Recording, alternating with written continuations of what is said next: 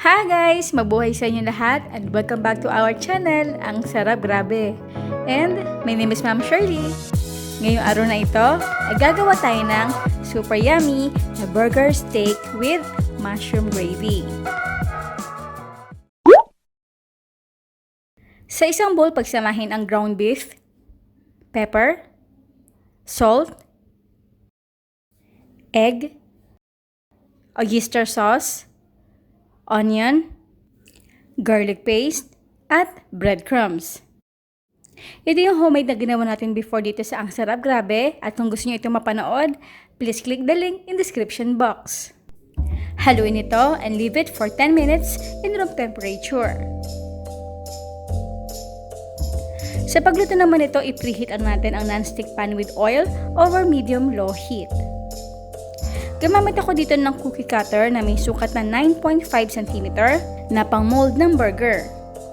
At para naman pantay-pantay ang sukat ng ating burger, gamamit ako dito ng 1/3 cup to scoop the mixture. Takpan ito on the 2 end for a few minutes.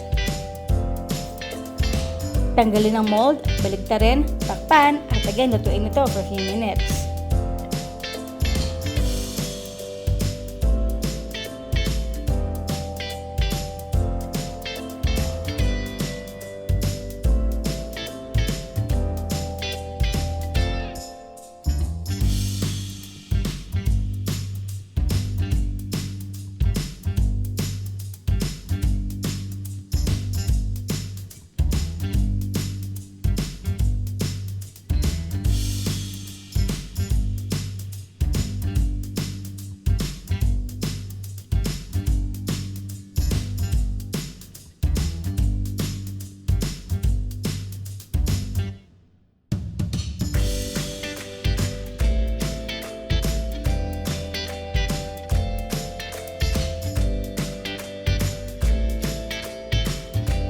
For mushroom gravy naman, same pan, malagay tayo dito ng butter. Then, harina.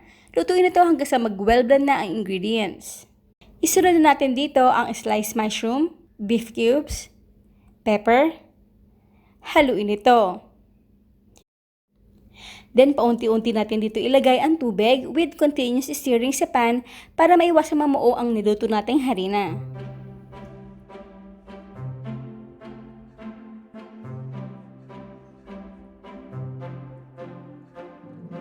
Maglagay lang tayo dito ng konting soy sauce to add little color of our sauce. Tikman natin tong ating sauce kung okay na yung kanyang timpla.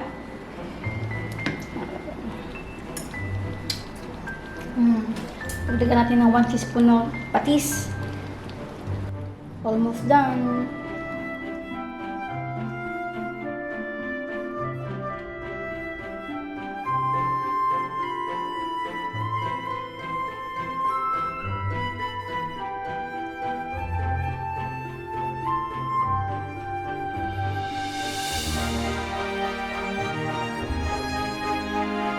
And now it's done!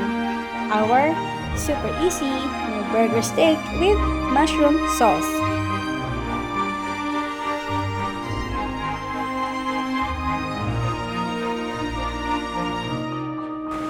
Hi guys! Kain po tayo!